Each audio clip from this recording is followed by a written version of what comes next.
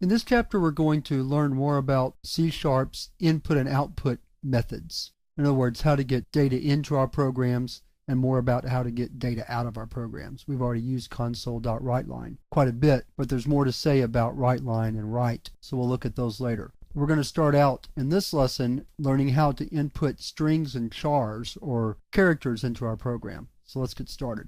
We'll start out with strings. We're going to create a string variable name. Then we're going to prompt the user to enter their name, and then we're going to get that input using console.readLine. Readline reads everything the user types up to the enter key and stores that in the variable that we've put on the left-hand side. And then we can write out. So let's run this program. So if your name is Mary Smith, your name is Mary Smith. So you see what happened. I typed Mary Smith and hit the enter key. Mary Smith was stored in the variable name, which you have right here, and then we wrote it out. Your name is Mary Smith.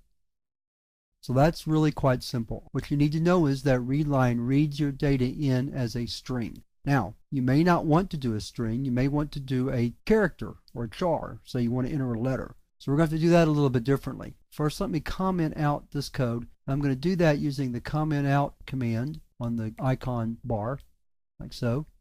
That comments out all my lines at once, saves me a little bit of typing. So I'm going to create a variable, char letter. I'm going to prompt the user to enter a letter, enter the letter, Y or N. And then we're going to write letter equals, and now here's where it gets a little tricky.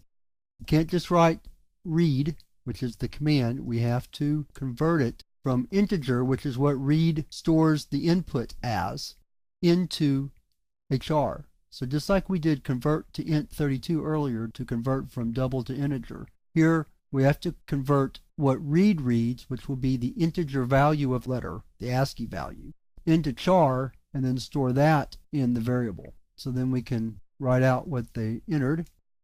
You entered space, and then the letter, and then we'll put a period again to be grammatical. Let's run that program. We'll do a Y. You entered Y. And that would work with any letter, of course. What we've seen in this lesson are two ways to read data into our program. Using console.readLine to read strings, that could be one word or a whole sentence, even more than that, but generally it's going to be limited to just a few words. We saw how to use read to enter char data. We just had to make sure that after we used console.read that we converted it to char using convert.toChar. So that wraps up this lesson on entering strings and character data. Now let's move on to the next lesson where we're going to learn how to enter numbers.